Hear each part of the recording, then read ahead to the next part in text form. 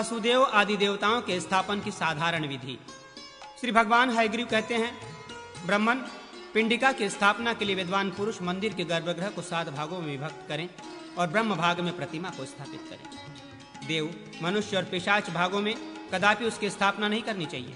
ब्राह्मण ब्रह्म भाग का कुछ अंश छोड़कर तथा देव भाग और मनुष्य भागों में से कुछ अंश लेकर उस भूमि में यत्न पूर्वक पिंडिका का स्थापित करनी चाहिए। नपुंसक शिला में रत्नन्यास करें। नृसिंह मंत्र से हवन करके उसी से रत्नन्यास भी करें। व्रीहि, रत्न, लोह आदि धातु और चंदन आदि पदार्थों को पूर्वादि दिशाओं तथा मध्य में बने हुए 9 कुंडों में अपनी रुचि के अनुसार छोड़ें।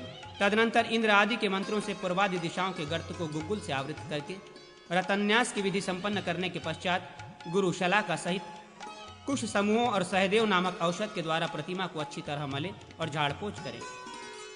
बाहर भीतर से संस्कार सफाई करके पंचगव्य द्वारा उसकी शुद्धि करें। इसके बाद कुशोदक नदी के जल एवं तीर्थ जल से उस प्रतिमा का प्रोक्षण करें। होम के लिए बालू द्वारा एक वेदी बनावें जो सब ओर से 1.5 हाथ की लंबी चौड़ी हो। वो वेदी चौकोर एवं सुंदर शोभा से संपन्न हो। 8 दिशाओं में यथास्थान कलशों का भी स्थापित करें। उस पूर्वादि कलशों को 8 प्रकार के रंगों से सुसज्जित करें। तत्पश्चात अग्नि ले आकर वेदी पर उसकी स्थापना करें और पुष्कंडिका द्वारा संस्कार करके उस अग्नि में त्वमग्ने धूभी इत्यादि से तथा गायत्री मंत्र से समिधाओं का हवन करें। अष्टाक्षर मंत्र से अष्टोत्तर शत घी की आहुति दे, पूर्णाहुति प्रदान करें। तत्पश्चात मूल मंत्र से 100 बार अभिमंत्रित किए गए शांति जल को आम्र पल्लवों द्वारा लेकर इष्ट देवता के मस्तक पर अभिषेक करें। अभिषेक काल में श्रेष्ठ्यश्च ते लक्ष्मीश्च इत्यादि ऋचा का पाठ करता रहे। उत्तिष्ठ ब्रह्मणास्पते इस मंत्र से प्रतिमा को उठाकर ब्रह्मरथ पर रखे और तद विष्णु इत्यादि मंत्र से उक्त रथ द्वारा उसे मंदिर की ओर ले जाएं। वहां श्रीहरि की उस प्रतिमा को शिविका पालकी में पधारकर नगर आदि में घुमावें और गीत वाद्य एवं वेद मंत्रों की ध्वनि के साथ उसे पुनः लाकर मंदिर के द्वार पर विराजमान करें। इसके बाद गुरु सुहासिनी स्त्रियों और ब्राह्मणों द्वारा 8 मंगल कलशों के जल से श्रीहरि को स्नान करावें तथा गंध आदि उपचारों से मूल मंत्र द्वारा पूजन करने के पश्चात अतो देवा इत्यादि मंत्र से वस्त्र आदि अष्टांग अर्घ निवेदित करें। फिर स्थिर लग्न में पिंडिका पर देवस्यत्वा इत्यादि मंत्र से इष्ट देवता के उस अर्चा विग्रह को स्थापित कर दे। स्थापना के पश्चात इस प्रकार कहें, सच्चिदानंद स्वरूप त्रिविक्रम, आपने तीनों पगों द्वारा समूची त्रिलोकी को आक्रांत कर लिया था, आपको नमस्कार है। इस तरह पिंडिका पर प्रतिमा को स्थापित करके विद्वान पुरुष उसे स्थिर करे। प्रतिमा स्थिरीकरण के समय ध्रुवाधव इत्यादि तथा विक्षचक्षु इत्यादि मंत्रों का पाठ करें। पंचगव्य से स्नान कराकर गंधोदक से प्रतिमा का प्रक्षालन करें और सकलीकरण करने के पश्चात श्रीहरि का सांगोपांग साधारण पूजन करें। उस समय इस प्रकार ध्यान करें, आकाश भगवान विष्णु का विग्रह है और पृथ्वी उसकी पीठी का सिंहासन है। तदनंतर तेजस परमाणुओं से भगवान के श्री विग्रह की कल्पना करें और कहें, मैं 25 तत्वों में व्यापक जीव का आवाहन करूंगा। वो जीव चैतन्यमय परमानंद स्वरूप तथा जागृत स्वप्न और सुषुप्ति, वो जीव चैतन्यमय परमानंद स्वरूप तथा जागृत स्वप्न और सुषुप्ति इन तीनों अवस्थाओं में रहित है। देह, इंद्रिय, मन, बुद्धि, प्राण तथा अहंकार से शून्य है। वो ब्रह्मा आदि से लेकर कीट पर्यंत समस्त जगत में व्याप्त और सबके हृदयों में विराजमान है। परमेश्वर आप ही जीव चैतन्य हैं। आप हृदय से प्रतिमा बिंब में आकर स्थिर होइए। आप इस प्रतिमा बिंब को इसके बाहर और भीतर स्थित होकर सजीव कीजिए। अंगुष्ठ मात्र पुरुष परमात्मा जीव रूप से संपूर्ण देहोपाधियों में स्थित है। वे ही ज्योति स्वरूप, ज्ञान स्वरूप, एकमात्र अद्वितीय परम ब्रह्म है। इस प्रकार सजीवीकरण करके प्रणव द्वारा भगवान को जगावें। फिर भगवान के हृदय का स्पर्श करके पुरुष सूक्त का जप करें। इसे सानिध्यकरण नामक कर्म कहा गया है। इसके लिए भगवान का ध्यान करते हुए निम्नांकित गुह्य मंत्र का जप करें। प्रभो, आप देवताओं के स्वामी हैं, संतोष वैभव रूप हैं, आपको नमस्कार है। ज्ञान और विज्ञान आपके रूप हैं, ब्रह्म तेज आपका अनुगामी है। आपका स्वरूप गुणातीत है। आप अंतर्यामी पुरुष एवं परमात्मा हैं, अक्षय पुराण पुरुष हैं, आपको नमस्कार है। विष्णु, आप यहाँ सन्निहित होइए।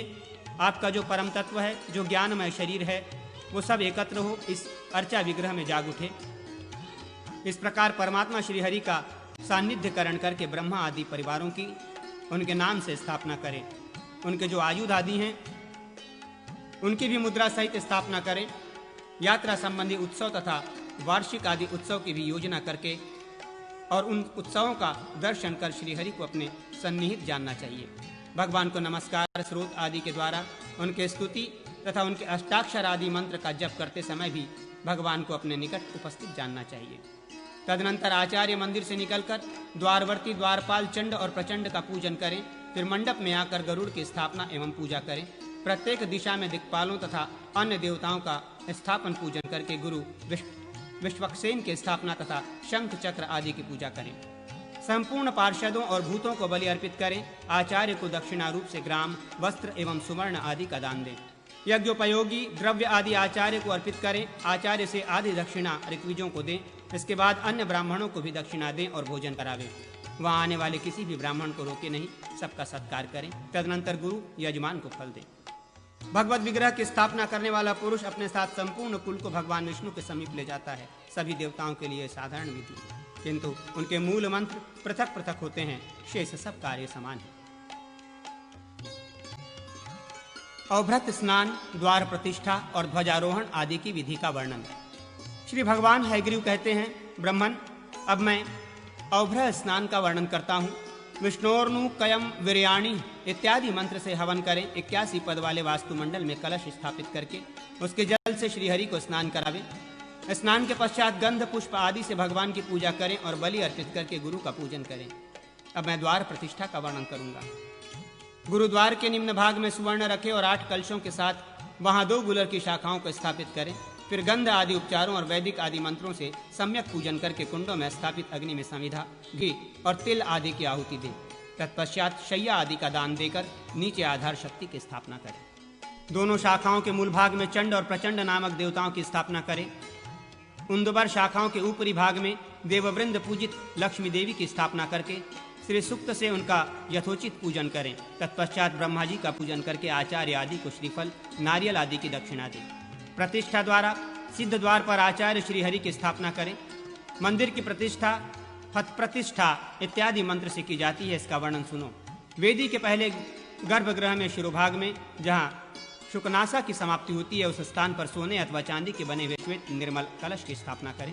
उसमें 8 प्रकार के रत्न, औषधि, धातु, बीज और लोह सुवर्ण छोड़ दें। उस सुंदर कलश के कंठ भाग में वस्त्र लपेटकर उसमें जल भर दें और मंडल में उसका अधिवासन करें। उसमें पल्लव डाल दें। तत्पश्चात नरसिंह मंत्र से घी में अग्नि की धारा गिराते हुए घी की धारा गिराते हुए होम करें। नारायण तत्व से प्राणन्यास करें।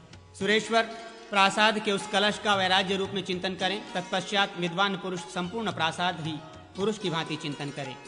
तदनंतर नीचे सुवर्ण देकर तत्वभूत कलश की स्थापना करें। गुरु आदि को दक्षिणा दें और ब्राह्मण आदि को भोजन करावें। तत्पश्चात वेदी के चारों ओर सूत या माला लपेटें। उसके ऊपर कंठ भाग में सबोर सूत अथवा बंधनवार बांधे और उसके भी ऊपर विमला मलसार नामक पुष्पहार या बंधनवार मंदिर के चारों ओर बांधे। उसके ऊपर ब्रिकल तथा उसके भी ऊपर आदि सुदर्शन चक्र बनावें। वही भगवान वासुदेव की ग्रहगुप्त मूर्ति निवेदित करें अथवा पहले कलश और उसके ऊपर उत्तम सुदर्शन चक्र की योजना करें। ब्राह्मण, वेदी के चारों ओर 8 विद्वेश्वरों की स्थापना करनी चाहिए अथवा 4 दिशाओं में 4 ही विग्वेश्वर स्थापित किए जाने चाहिए। अब गरुड़ ध्वजारोहण की विधि बताता हूँ, जिसके होने से भूत आदि नष्ट हो जाते हैं। प्रासाद बिंब के द्रव्यों में जितने परमाणु होते हैं उतने सहस्त्र वर्षों तक मंदिर निर्माता पुरुष विष्णुलोक में निवास करता है। निष्पाप ब्रह्मा जी जब वायु से ध्वज फहराता है और कलश वेदी तथा प्रासाद बिंब के कंठ को आविष्टित कर लेता है, तब प्रासाद कर्ता को ध्वजारोहण की अपेक्षा भी कोटि गुना अधिक फल प्राप्त होता है। ऐसा समझना चाहिए। पताका को प्रकृति जानो और दंड को पुरुष। साथ ही मुझसे ये भी समझ लो कि प्रासाद मंदिर भगवान वासुदेव की मूर्ति है। मंदिर भगवान को धारण करता है, वही उसमें धरणी तत्व है, ऐसा जानो। मंदिर के भीतर जो शून्य अवकाश है वही उसके आकाश तत्व हैं। उसमें जो तेज या प्रकाश है वही अग्नि तत्व है और उसके भीतर जो हवा का स्पर्श होता है वही उसमें वायु तत्व है। पाषाण आदि ही जो जल हैं वो पार्थिव जल हैं। उसमें पृथ्वी का गुण गंध विद्यमान है। प्रतिध्वनि से जो शब्द प्रकट होता है वही वहाँ का शब्द है। छूने में कठोरता आदि का जो अनुभव होता है वही वहाँ का स्पर्श है। शुक्ल आदि वर्ण रूप है। आह्लाद का अनुभव कराने वाला रस ही वहाँ रस है। धूप आदि की गंध ही वहाँ की गंध है। भेर आदि में जो नाद प्रकट होता है वही मानो वाग्निंद्रियों का कार्य है, इसलिए वही वागेंद्रिय की स्थिति है। शुकनासा में नासिका की स्थिति है। 2 भद्रात्मक भुजाएं कही गई है। शिखर पर जो अंड सा बना रहता है वही मस्तक कहा गया है और कलश को केश बताया गया है। प्रासाद का कंठ भाग ही उसका कंठ जानना चाहिए। वेदी को कंघा कहा गया है। 2 नालियां गुदा और उपस्थ बताई गई है। मंदिर पर जो चूना फेरा गया है उसी को त्वचा नाम दिया गया है। द्वार उसका मुख है और प्रतिमा को मंदिर का जीवात्मा कहा गया है। पिंडिका को जीव की शक्ति समझो और उसकी आकृति को प्रकृति। निश्चलता उसका गर्भ है और भगवान केशव उसके अधिष्ठाता। इस प्रकार ये भगवान विष्णु ही साक्षात मंदिर रूप से खड़े हैं। भगवान शिव उसकी जंगा है। ब्रह्मा स्कंद भाग में स्थित है और उधर्व भाग में स्वयं विष्णु विराजमान है। इस प्रकार स्थित हुए प्रासाद की ध्वज रूप से जो प्रतिष्ठा की गई है उसको मुझसे सुनो। शस्त्रादि चिन्हित ध्वज का आरोहण करके देवताओं ने दैत्यों को जीता है। अंड के ऊपर कलश रखकर उसके ऊपर ध्वज की स्थापना करें। ध्वज का मान बिंब के मान का आधा भाग है। ध्वज दंड की लंबाई के 1/3 भाग से चक्र का निर्माण करना चाहिए। वो चक्र 8 या 12 अरों का हो और उसके मध्य भाग में भगवान नरसिंह तथा गरुड़ की मूर्ति हो। ध्वज दंड टूटा फूटा या छेद वाला ना हो। प्रासाद की जो चौड़ाई है उसी को दंड की लंबाई का मान कहा गया है, अथवा शिखर के आधे या 1/3 भाग से उसकी लंबाई का अनुमान करना चाहिए, अथवा द्वार की लंबाई से दुगुना बड़ा दंड बनाना चाहिए। उस ध्वज दंड को देव मंदिर पर ईशान या वायव्य कोण की ओर स्थापित करना चाहिए। उसकी पताका रेशमी आदि वस्त्रों से विचित्र शोभा युक्त बनावे, अथवा उसे एक रंग की ही बनावे। यदि उसे घंटा, चंवर अथवा छोटी छोटी घंटियों से विभूषित करे तो वो पापों का नाश करने वाली होती है। दंड के अग्रभाग से लेकर भूमि तक लंबा जो एक वस्त्र है उसे महाध्वज कहा गया है। वो संपूर्ण मनोरथों को देने वाला है। जो उससे 1/4 छोटा हो वो ध्वज पूजित होने पर सर्व मनोरथों का पूरक होता है। ध्वज के आधे मान वाले वस्त्र से बने हुए झंडे को पताका कहते हैं, अथवा पताका का कोई माप नहीं होता। ध्वज का विस्तार भी संगुल के बराबर होना चाहिए।